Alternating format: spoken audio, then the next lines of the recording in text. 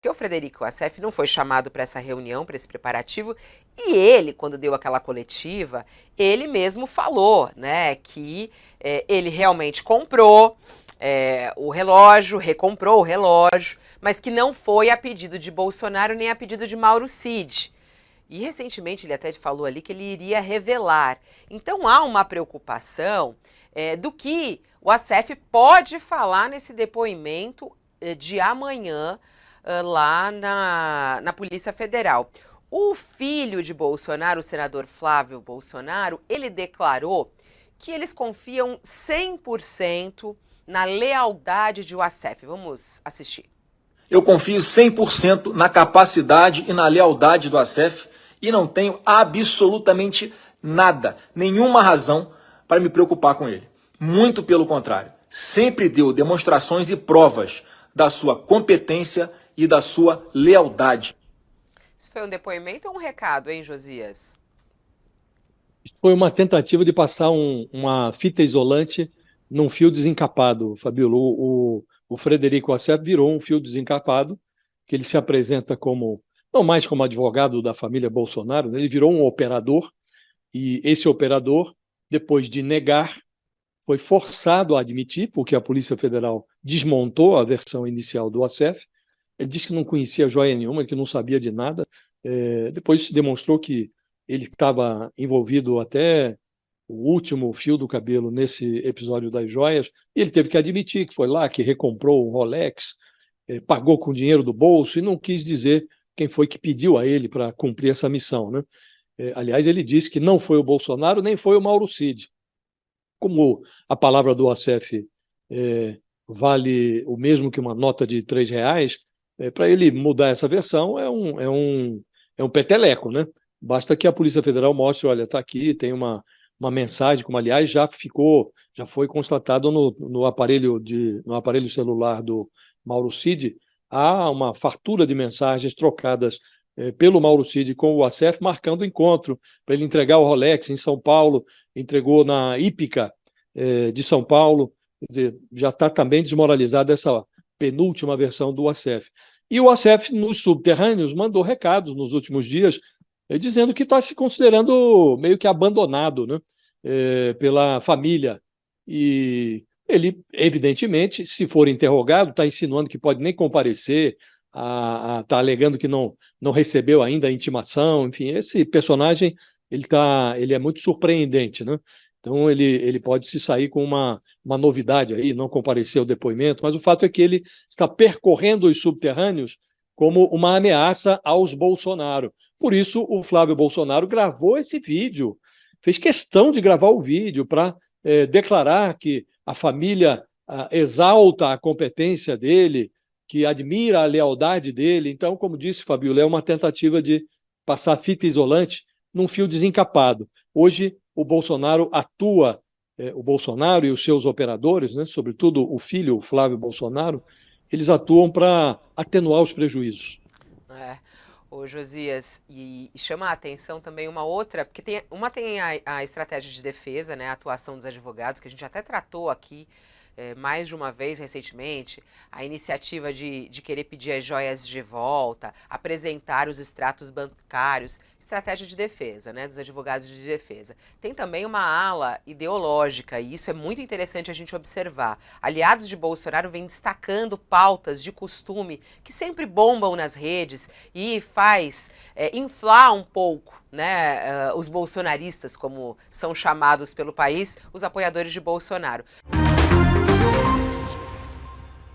Bom, vamos falar de ricos, super ricos, milionários, bilionários. Quem está chegando por aqui é Carlos Madeiro, uma ótima reportagem, recomendo.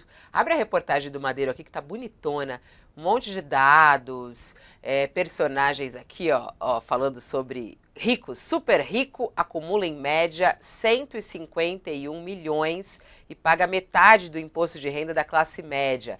A informação é essa, gente.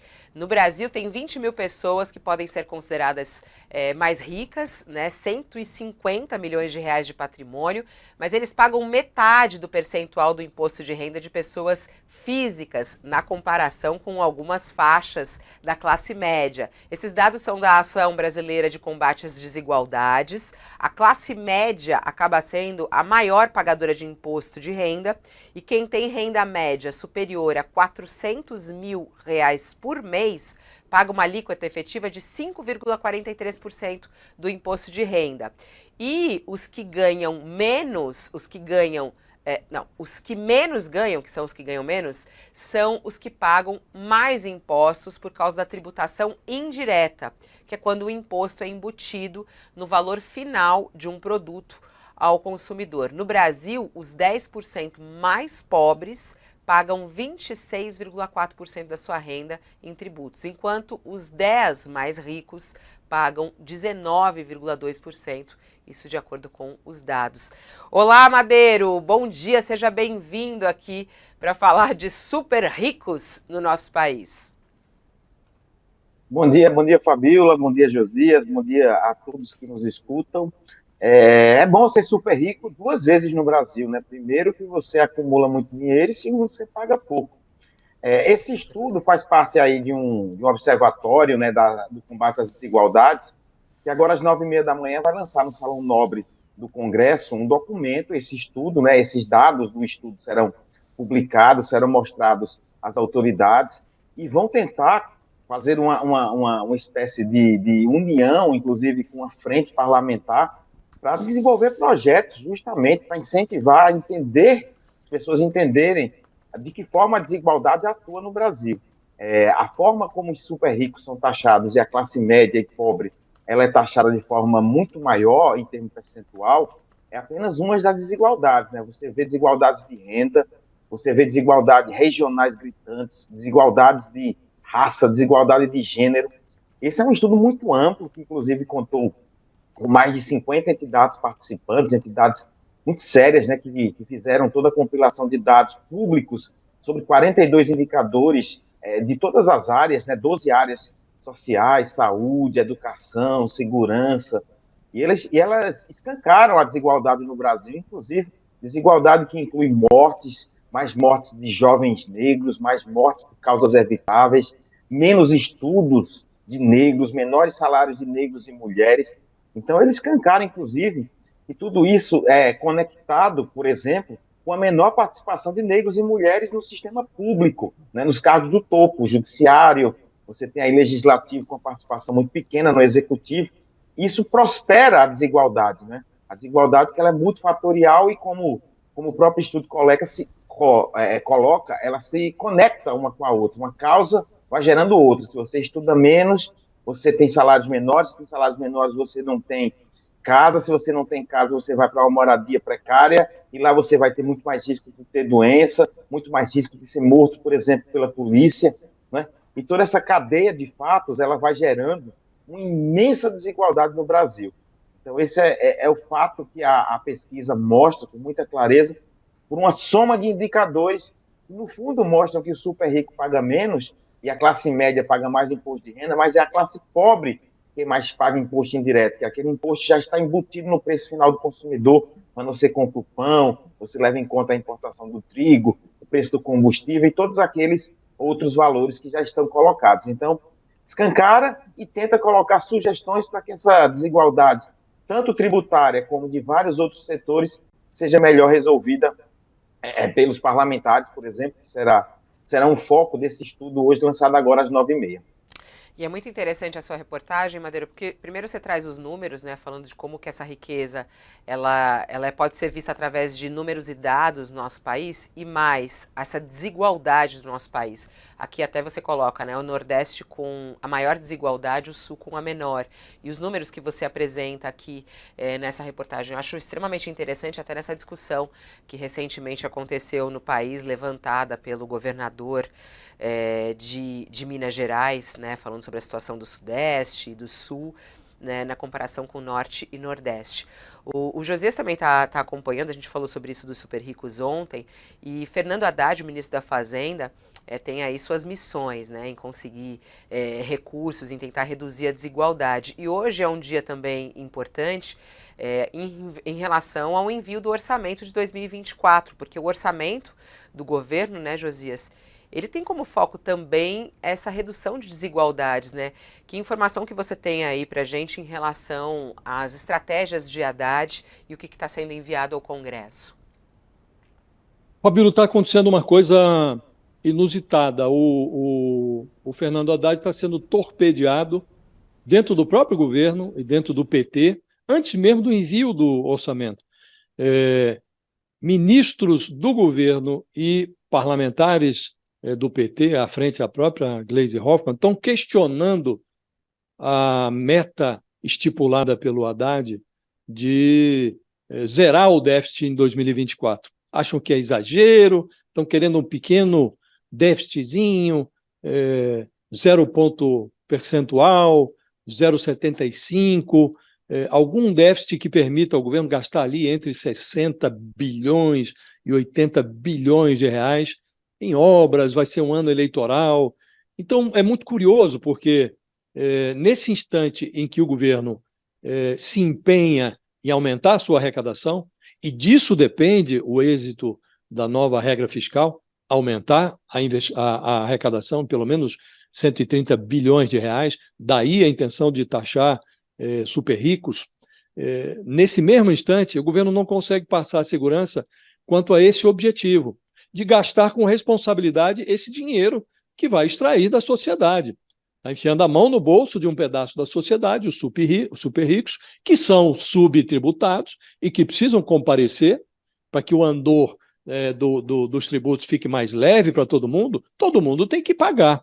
Então não é admissível que super ricos sejam menos tributados proporcionalmente do que a classe média, que também tem os seus fundos aí, e o governo tributa de 6 em 6 meses. Então é razoável trazer os super ricos. Agora, o ministro tenta dar uma noção de responsabilidade, que está trazendo o rico para o imposto de renda a pretexto de colocar o pobre no orçamento, mas fará tudo isso com responsabilidade, zerando o déficit, impondo um rigor fiscal, e dentro do próprio governo isso é questionado. Quando você fala, Fabíola, em dar meio ponto percentual de déficit, significa dizer que se o governo cede nisso, ele certamente apresentará no ano que vem um déficit maior do que isso.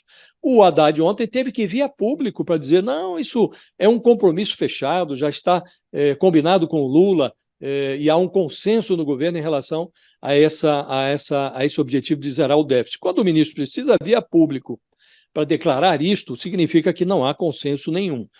A Simone Tebet, ministra do Planejamento, disse ter recebido os dados do Ministério da Fazenda que lhe permitem entregar ao Congresso um orçamento com essa meta de zerar o déficit no ano que vem. E assim será feito, porque não há mais tempo. O orçamento está pronto, vai ser entregue amanhã. A lei determina que o orçamento seja entregue no último dia de agosto. Então vai ser entregue nesta quinta-feira ao Congresso com a previsão de déficit zero. Mas há uma conspiração, Fabíola, interna no governo para que isso não ocorra, para que o governo gaste mais do que está prevendo o ministro da Fazenda. E, quando isso ocorre, não é um bom sinal. Então, no instante em que o governo está tirando mais dinheiro da sociedade, ele precisa também, em contrapartida, deixar claro que vai utilizar bem esse dinheiro, que vai utilizar responsavelmente esse dinheiro.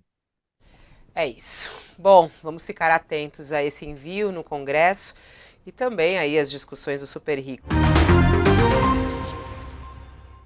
Vamos seguir agora e falar sobre judiciário, indicação de Daniela Teixeira. Esse é um assunto que movimentou bastante o jornalismo ontem, as redes sociais. Lula indica Daniela Teixeira. Ela foi nomeada pelo presidente Lula para uma vaga de ministra do Superior Tribunal de Justiça. É do STJ, não é do Supremo Tribunal Federal, né? Superior Tribunal de Justiça ainda tem a vaga de Rosa Weber. E aí, claro, que uma coisa se liga à outra e começa toda a discussão a respeito disso. Quem é Daniela Teixeira? Todo mundo querendo saber quem é a advogada preferida do PT, indicada por Lula para a vaga do STJ. Tem uma reportagem, inclusive, na nossa página, falando um pouquinho sobre quem é Daniela. A especialista em direito penal, ela comemorou a indicação dela, recebendo convidados na casa dela em Brasília, entre eles integrantes do Prerrogativas, do qual ela faz parte.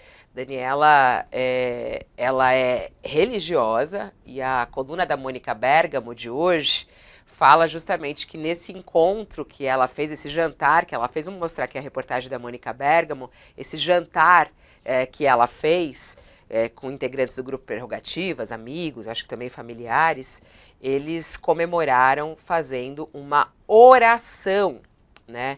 Eles fizeram uma oração do Pai Nosso em voz alta, para comemorar essa indicação. Coloca aqui um trechinho do vídeo que a Mônica Bergamo coloca na coluna dela. Vamos colocar aqui para a gente assistir um trechinho de como é que foi essa celebração. Gente, boa noite. Agora, nosso dia hoje foi meu dia de fazer essa condução do grupo de orações e o privilégio grande de estar aqui com a Dani. Então, acho que hoje é dia de agradecermos.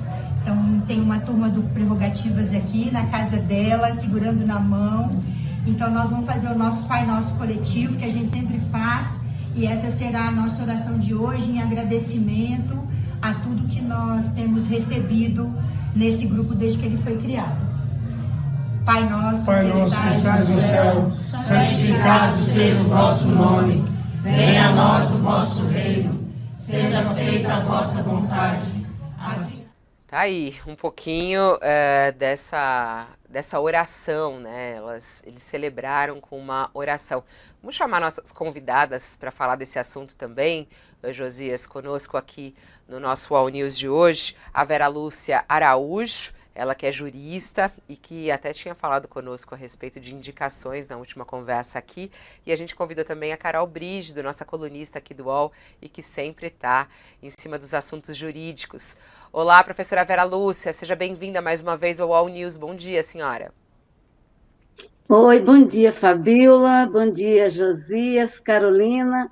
Eu agradeço o amanhecer dessa quarta-feira para comentarmos aí a indicação do presidente Lula em relação a Daniela Teixeira para o STJ. É isso. Bom dia, Carol. Bom dia, Fabíola. Bom dia, Josias. Bom dia, doutora Vera Lúcia. É um prazer estar aqui com vocês hoje no All News. Vamos lá, doutora Vera Lúcia. Queria saber, a senhora gostou da indicação? Quem é Daniela Teixeira? Qual a sua expectativa em relação à atuação dela, caso ela passe no Senado, né? Precisa ainda passar pelo Senado, mas a gente sabe que isso normalmente acontece, né? Não há muitos obstáculos. Mas o que a senhora acha a respeito de Daniela? Foi uma boa indicação? Bom, a nossa expectativa é de que o Senado Federal aprove o nome da doutora Daniela Teixeira diante de todas as suas qualidades, de seu histórico, de sua biografia profissional, de seus compromissos democráticos. Gostei muito, você sabe que eu sou integrante da Executiva Nacional da Associação Brasileira de Juristas pela Democracia, também integro o Prerrogativas, e a nossa ABJD, desde o primeiro momento, expressou seu apoio ao nome da Daniela Teixeira, que é também associada à BJD, e me orgulho demais de ter referendado, abonado o seu pedido de associação, ainda lá há bastante tempo, quando ela ingressou nos quadros da BJD, aqui pelo núcleo do Distrito Federal, onde vivemos e atuamos. Então, eu achei que a indicação do presidente Lula foi muito feliz, pois além de todos os atributos, de todos os requisitos constitucionais, institucionais que ela responde na plenitude, é também uma mulher muito compromissada com a própria defesa do Estado Democrático de Direito e, naturalmente, alarga a presença de mulheres, ou seja, a representatividade de gênero no âmbito do Superior Tribunal de Justiça. E você, Carol, o que você achou da indicação da Daniela? A gente sabe que existe até uma pressão para indicação de mulheres, né? Depois que ele indicou Cristiano Zanin para o Supremo, há um movimento aí de muitas juristas que pressionam para uma mulher. Foi bem recebido o nome dela? O que você tem de informação e até mesmo de expectativa em relação a Daniela Teixeira, Carol? Olha, Fabiola, essa indicação da doutora Daniela Teixeira para o STJ, ela faz parte ali de uma movimentação de Lula no judiciário. Ele tem 3 vagas para preencher no STJ, uma delas ele quer que seja ocupada pela Daniela Teixeira, e tem mais uma vaga no STF, que agora, em outubro, a ministra Rosa Weber, presidente da corte, vai se aposentar.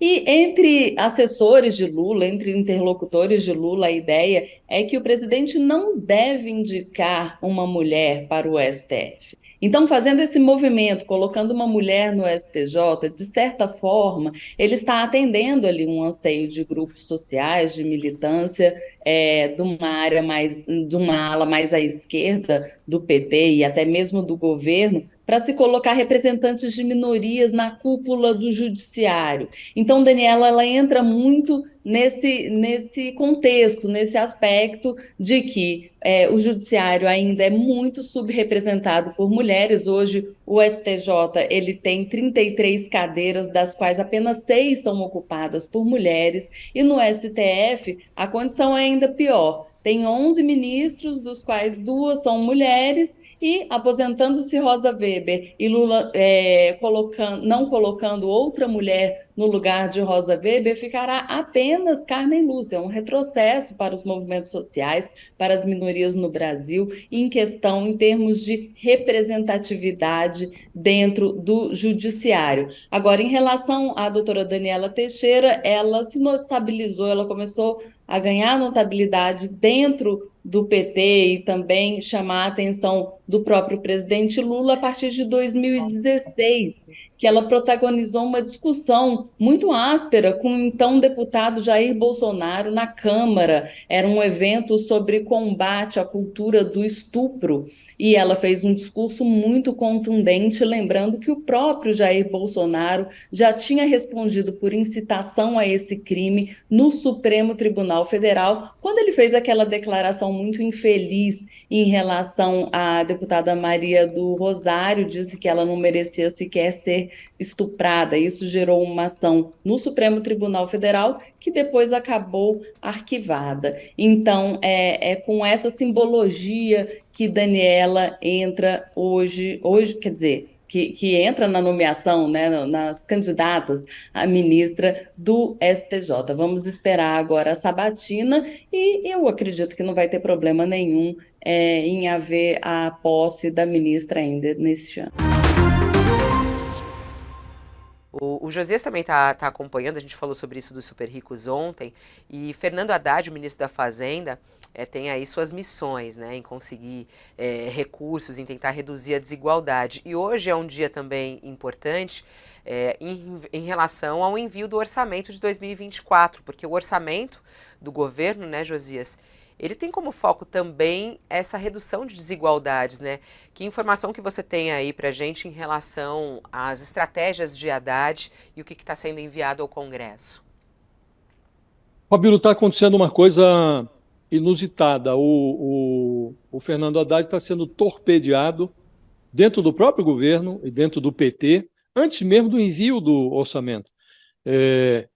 Ministros do governo e parlamentares do PT, à frente a própria Gleisi Hoffmann, estão questionando a meta estipulada pelo Haddad de zerar o déficit em 2024. Acham que é exagero, estão querendo um pequeno déficitzinho, 0 ponto percentual, 0,75, algum déficit que permita ao governo gastar ali entre 60 bilhões e 80 bilhões de reais em obras. Vai ser um ano eleitoral. Então, é muito curioso, porque nesse instante em que o governo se empenha em aumentar a sua arrecadação, e disso depende o êxito da nova regra fiscal, aumentar a arrecadação, pelo menos 130 bilhões de reais, daí a intenção de taxar super ricos, nesse mesmo instante, o governo não consegue passar a segurança quanto a esse objetivo, de gastar com responsabilidade esse dinheiro que vai extrair da sociedade. Está enfiando a mão no bolso de um pedaço da sociedade, os super ricos, que são subtributados e que precisam comparecer para que o andor dos tributos fique mais leve para todo mundo tem que pagar. Então não é admissível que super ricos sejam menos tributados proporcionalmente do que a classe média, que também tem os seus fundos aí, e o governo tributa de 6 em 6 meses. Então é razoável trazer os super ricos. Agora, o ministro tenta dar uma noção de responsabilidade que está trazendo o rico para o imposto de renda a pretexto de colocar o pobre no orçamento, mas fará tudo isso com responsabilidade, zerando o déficit, impondo um rigor fiscal, e dentro do próprio governo isso é questionado. Quando você fala, Fabio, em dar meio ponto percentual de déficit, significa dizer que se o governo cede nisso, ele certamente apresentará no ano que vem um déficit maior do que isso. O Haddad ontem teve que vir a público para dizer, não, isso é um compromisso fechado, já está combinado com o Lula, e há um consenso no governo em relação a esse objetivo de zerar o déficit. Quando o ministro precisa vir a público para declarar isto, significa que não há consenso nenhum. A Simone Tebet, ministra do Planejamento, disse ter recebido os dados do Ministério da Fazenda que lhe permitem entregar ao Congresso um orçamento com essa meta de zerar o déficit no ano que vem. E assim será feito, porque não há mais tempo. O orçamento está pronto, vai ser entregue amanhã. A lei determina que o orçamento seja entregue no último dia de agosto. Então vai ser entregue nesta quinta-feira ao Congresso com a previsão de déficit zero. Mas há uma conspiração, Fabiola, interna no governo para que isso não ocorra, para que o governo gaste mais do que está prevendo o ministro da Fazenda. E, quando isso ocorre, não é um bom sinal. Então, no instante em que o governo está tirando mais dinheiro da sociedade, ele precisa também, em contrapartida, deixar claro que vai utilizar bem esse dinheiro, que vai utilizar responsavelmente esse dinheiro. Qual